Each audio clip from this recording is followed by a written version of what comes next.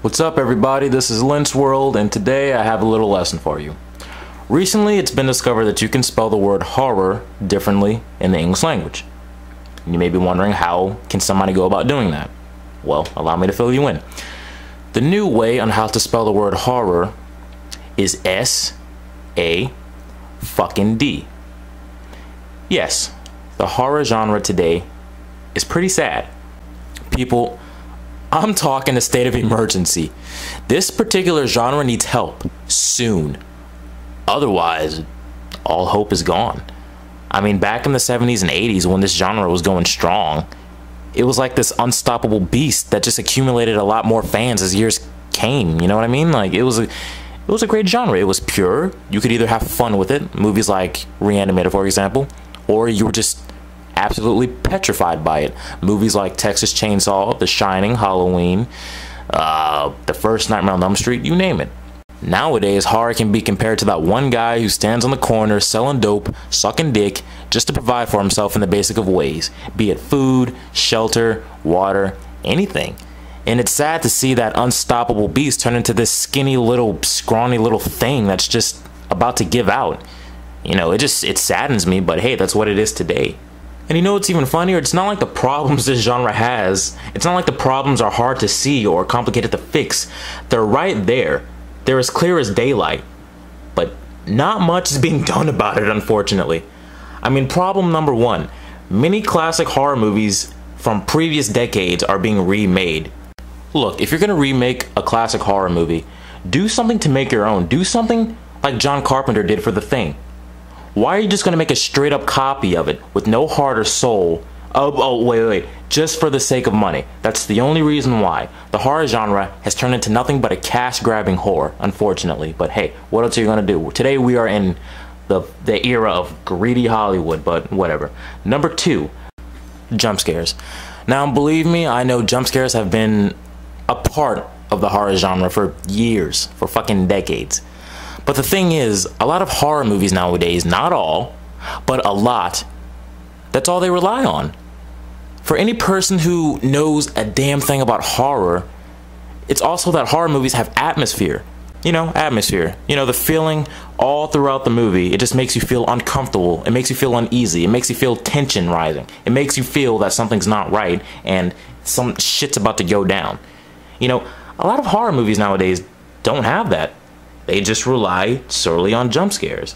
And I'm not trying to say that all horror movies today don't have atmosphere. Some do indeed try.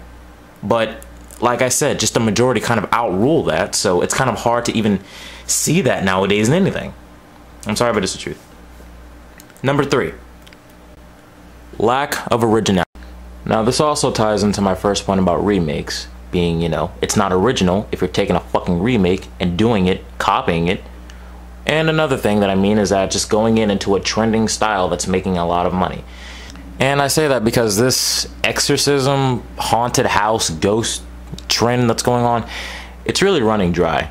I mean, there really hasn't been one that's been fucking captivating, that's really set people back. I mean, I guess you can say Paranormal Activity has, which I admit I like the first one. The first one's not bad. But after that, I really don't know.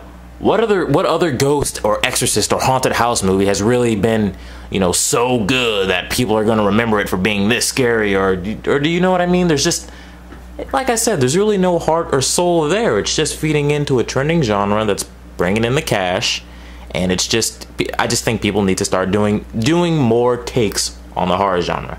You know how back then, you know, people would do different things like sci-fi horror or monster horror or slasher horror, anything. Now it's just one, well, the majority of it, it's just one thing, and it just needs to change, in my opinion. Number four, just stop sucking. That's always an option to follow. But regardless, I digress. Now the main point of this video is to talk about a movie that I saw a long time ago and I fell in love with, and this movie does not have the attention it deserves, in my opinion. It deserves more attention, as much attention as it can get. And it's a special one too. It plays into my rant about horror because this is probably the most original thing that's come out in a fucking very, very long time. It's a sci-fi, it's a thriller, it's a horror, it's a reminisce. It's like a reminisce of 80s sci-fi, 80s horror, but at the same time it does its own thing rather than just being an obvious homage or tribute or whatever. And this particular movie is called Beyond the Black Rainbow.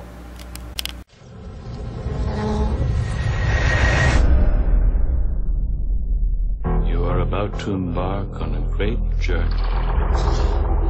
Let the new age of enlightenment begin.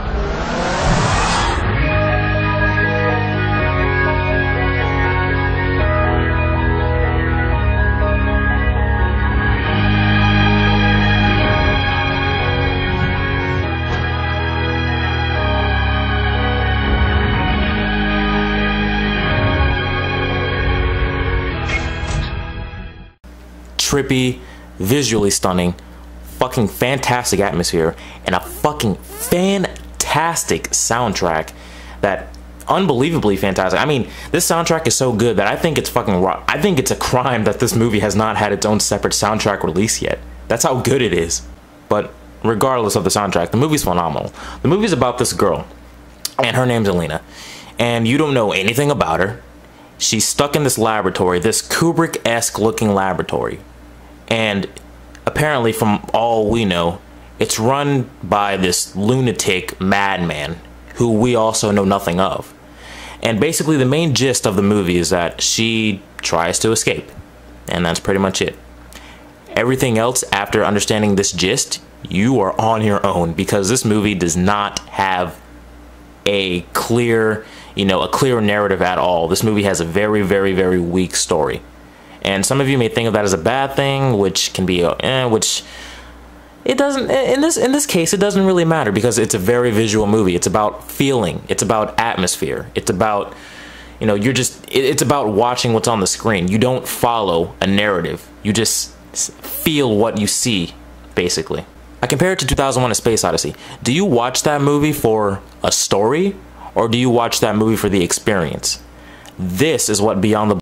It's a hypnotic experience that overdoses on Kubrick design, sci-fi, intense visuals, and an all-around freaking fantastic soundtrack. I cannot give this movie enough praise for the originality, for the visuals, for the soundtrack. I just cannot tell you guys how good this movie is. Do yourself a favor and watch it. But there's something I have to let you know. Now, another reason as to why this movie probably has not had the success it deserves is because of the pace. I'm not gonna fuck around. This movie has incredibly slow pacing. I'm talking 2001: A Space Odyssey pacing. I'm talking Andrei Tarkovsky pacing. Stalker and Solaris. I'm talking this slow pacing. But is it done without reason? No. It works. Why, you may ask? Because with an intensely visual movie like this, it's a crime if the movie just breezes by and you don't have a lot of time to completely appreciate the visuals. And because of how intense they are, it's very hypnotic. I can't really tell you. On my second viewing of this, watching this in the dark with the sound blasting, I was in this weird trance-like state where I was watching it, but at the same time, I was just locked in this trance. Like, I can't really explain it. It's a very hypnotic movie, and without the slow pacing, it just wouldn't be as effective. And I think the slow pacing really works in this movie.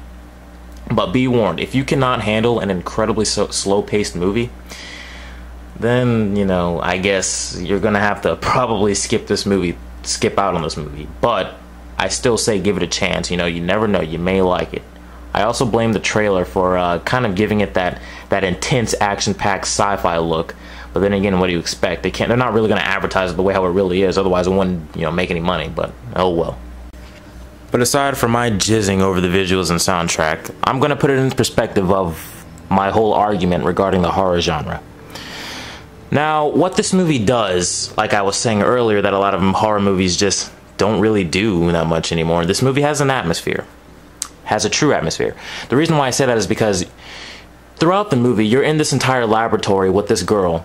This strange laboratory. Very visually appealing, but very strange. You don't know shit about it. It looks very mysterious. It's It's anonymous. It's ominous. You don't know what is there. You don't know what could lie in there. You know, it plays in your imagination. It's like, wow, this is a very strange geometrical place. What else could be in here? I don't know. But just looking at what this guy is like, man, this must be some kind of horror house or something. A science horror house. Another reason being that the guy himself, the antagonist, he's pretty fucking creepy. Well, I'm not gonna sit here and act like he scared me to death, but just taking it into perspective, the way how this man acts, very strange character. If there's anything to compare him to, I compare him to G-Man from the Half-Life series, but a little more creepier and a tad bit more insane. I really can't go into detail about this, otherwise it's just gonna kind of ruin the character for you guys if you guys ever decide to go see it for yourself. So I'm just gonna leave it at that. He's a very strange character, very mysterious, very creepy, very strange. But if you see the movie, you will see exactly what I'm talking about. And another thing being the unexplained nature of this movie. I pointed out earlier that this movie doesn't have much of a story and that it works. And the reason why it works is because of the fact that not much is explained, you have to use your imagination. And because of that, things just seem even creepier. It's a very odd film. The film has a lot of odd images. A lot of odd images that are going to scare the shit out of people. I guarantee that, because there are a few parts that freak me out. But with all the oddity in the movie, that just creates, you know, like I said, that just creates this mysterious thing that nobody can explain, and because you can't explain it or you can't comprehend it, you don't understand it, naturally, it's gonna creep you out, despite the fact that the shit that you see in the movie just looks creepy anyway. So that's another thing I have to, you know, give a +1 to. But adding on to that, there are two memorable sequences in this movie that are so fucking strange, unbelievably strange. Like I said, I'm not going to spoil anything, but if I had to describe one of them being an experimental David Lynch early short film or film. I'm talking, this is incredibly odd. This is surreal to the max. So surreal to the point where people are gonna be really freaked out. I wasn't freaked out, to be honest, but it's fucking insane. It's psychological. You can't explain it. You can't comprehend it. You just have to use your imagination for this movie. And this is what makes horror effective, when you have to use your imagination. When there's nothing there in a horror movie, when everything is explained, laid out for you, or if there's just nothing there to, you know, fill the gaps with, it just kind of, it takes away. You know, I'll say this, 90% of a scary movie itself, a good one, is scary, but the other 10% is thanks to your imagination, how it plays on you after you finish watching it. And that's what this does. And I don't mean to sound too repetitive, but like I said, because things are unexplained and because you have to fill in gaps on your own, it kind of takes a toll on your imagination. So of course the odd nature of the film is just going to be very effective. But aside from all that jazz, there's really nothing else I can say about it. Visually stunning, great soundtrack, great atmosphere. Just watch it. That's all I have to say. Just watch it. This movie deserves much more attention than the little it already gets. It needs to get, the word needs to get out there. It's sad to see a movie like this just slip by without a word. And what makes it even worse is that the reviews this movie gets, it's just unfair. If you go on IMDb, the movie has a 5.7 out of 10. You know, granted, I don't use reviews as main factors for a movie, but it's like, wow, really?